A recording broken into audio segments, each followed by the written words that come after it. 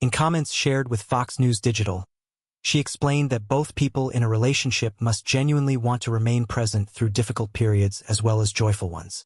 When friends come to her seeking advice about new relationships or moments of friction, she tells them that if both partners are not fully committed to staying through the hard times and the good times, the relationship is unlikely to endure. She and Alec, she said, have wanted to be there for each other through ups, downs, and everything in between, and that mutual desire has been the foundation of their strength. The couple met in February 2011 and have built a large family in the years since.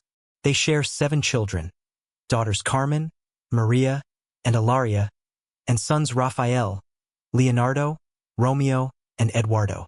Alec is also father to Ireland Baldwin from his earlier marriage to Kim Basinger, and he became a grandfather in 2023 when Ireland welcomed her daughter Holland. The scale of their household means that ordinary plans often require flexibility. Ilaria noted that a recent evening out involved simply bringing their youngest child along to dinner because that was the practical reality of the moment. She keeps a babysitter during the day, but evenings can mean the baby joins them if they want to go out. There is no such thing as a perfectly orchestrated date night when 7 children are part of the picture. These reflections arrive as Ilaria appears on the Fox competition series Nation's Dumbest. The show gathers an eclectic group of celebrities including Carmen Electra, Anthony Michael Hall, Ice-T, Elle King, Matt Leinart, Dr. Drew Pinsky, Steve-O, Jojo Siwa, Andrew Yang, and others. Rather than competing to claim first place, participants work to avoid being labeled the nation's dumbest. The format turns the usual contest structure upside down and places the celebrities in classroom-inspired challenges that test knowledge and quick thinking under pressure. Away from the competition, Ilaria addressed what she sees as a common misconception about her public image. She suggested that people, particularly women, are often assumed to be highly calculated in their choices and self-presentation. She described herself instead as curious and willing to try many things, someone who can appear a bit of a mess, sometimes a fun mess, and for whom certain elements simply come together over time. That same openness, she said, made the early stages of filming Nation's Dumbest enjoyable because she never knew exactly how she would perform. Moments unfolded without a fixed plan, and occasionally they worked out. At other times she stumbled in full view of the cameras. She likened the experience to the pattern of her own life, in which she sometimes falls into opportunities and sometimes falls hard, creating a public mess that she has learned to accept as part of the process. The theme of embracing imperfection runs through both her comments on marriage and her description of appearing on the series. Staying committed through unpredictable turns has, in her view, made the difference in sustaining family life and the partnership with Alec. The public scrutiny that accompanies their high-profile marriage has included periods of difficulty, yet the consistent desire of both partners to remain present has, according to her account, held the relationship together. Ilaria's remarks offer a straightforward perspective on longevity in a marriage that has played out partly in the public eye. The practical realities of raising 7 children shape daily decisions, from evening plans to the distribution of childcare. The advice she gives friends centers on mutual willingness rather than elaborate strategies or perfect circumstances. Her participation in Nation's Dumbest places her in a lighthearted, competitive setting that contrasts with the more serious public attention the family has sometimes received, and she approaches that experience with the same acceptance of unpredictability she describes in her personal life. The couple's large family and the passage of more than 15 years together form the backdrop for her reflections. From their meeting in 2011 through the arrival of each child and the various chapters of public life, the through line she emphasizes is the shared decision to stay. That decision, she indicates, has carried them through sideways moments as well as clearer ones. The absence of perfectly planned evenings is simply part of the texture of their household, and bringing a young child along to dinner becomes one more ordinary adaptation rather than a disruption. Her comments on personal image push back against the idea of carefully engineered self-presentation. Curiosity and a willingness to try things, even when the outcome is messy, define the approach she claims for herself. The filming of Nation's Dumbest provided a setting in which that approach was on display. Unplanned moments that sometimes succeeded and sometimes did not, all observed by an audience.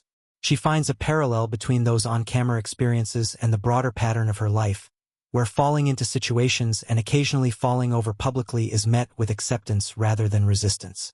In speaking about both marriage and her current television project, Essaouira presents a consistent outlook that values commitment and openness over perfection. The lesson she shares with friends is simple and centered on mutual desire to remain present. The daily realities of a household with 7 children reinforce the need for flexibility. The competition series offers another arena in which she can operate without a rigid plan. Together, these elements sketch a portrait of a partnership and a personal style that have endured through visibility, family scale, and the ordinary complications of life. After only 4 weekends in release, the film has become Nolan's highest-grossing movie worldwide, earning $1.1 billion at the global box office. It also ranks as the highest-grossing R-rated film of 2026 both in North America and internationally. The production continued Nolan's established preference for practical filmmaking and in-camera effects, capturing scenes across Greece, Italy, Morocco, Scotland, and Iceland. These sites were transformed into settings that include ancient Troy, Odysseus's homeland of Ithaca, and the cave associated with the Cyclops. A recent analysis conducted by the learning app Nibble found that Google's search interest in traveling to Troy rose 3,421% after the film's mid-July release. Searches for flights to Troy increased 966%. Interest in whether Troy is a real place also climbed, indicating that many viewers left theaters wondering whether the legendary city from Homer's epic could be visited in the present day. The combination of large-scale cinematic storytelling and identifiable geographic locations has prompted travelers to look more closely at the places that stood in for the ancient world on screen. Several specific sites used in the production have drawn particular attention. Voidokilia Beach in Messenia, in the southwestern Peloponnese region of Greece, served as one of the Greek filming locations. The beach, known for its distinctive shape, lies approximately 10 miles from the coastal town of Pylos. Above the beach sits Nestor's cave, which was used for scenes involving Polyphemus the Cyclops, the figure who traps Odysseus and his men and consumes several of them. Visitors can reach the cave on foot by a hiking trail that climbs from Voidokilia Beach. The path is rocky and steep. Favignana, the largest of Sicily's Aegean islands, represented Ithaca in the film. The archipelago, also known as the Aegean Islands, consists of 3 main islands noted for their clear waters. Favignana is reachable by a roughly 30-minute ferry ride from Trapani on Sicily's western coast. The surrounding waters have yielded significant archaeological discoveries. In September 2025, Sicilian officials announced the recovery of a well-preserved bronze helmet near the site of the 241 BC Battle of the Aegates, along with other weapons. Aït Benhaddou, a fortified settlement in southern Morocco with structures dating to the 17th century, provided part of the depiction of ancient Troy at the conclusion of the Trojan War. The site is a UNESCO World Heritage location open to visitors and sits about a 30-minute drive from Ouarzazate. Marrakesh lies roughly 110 miles away. Beaches near Essaouira on Morocco's Atlantic coast were used for sequences involving the discovery and arrival of the Trojan horse. Findlater Castle in Aberdeenshire, on Scotland's northeast coast, was another filming location. Scenes were shot there the previous summer. The castle overlooks the Moray Firth, a large inlet of the North Sea. Its ruins date primarily to the 14th century, though the first documented fortification at the site goes back to 1246. Officials associated with the castle noted that for nearly 8 centuries the structure has witnessed historical events ranging from Viking occupation to royal sieges, and that Nolan's film would introduce the raw beauty of the Banffshire coast to millions of cinema viewers around the world. The film's commercial performance and the subsequent rise in search interest illustrate how a large-scale adaptation of a classical epic can redirect attention toward the physical places that stood in for its settings. Viewers encountering Troy, Ithaca, and the Cyclops' cave on screen have responded by seeking information about the actual landscapes and structures that appeared in the production. The practical approach to filming, which favored real locations over extensive digital construction, has made those places identifiable and, for some, worth visiting. Interest in Troy has been especially pronounced, with both general travel searches and specific inquiries about flights showing dramatic increases.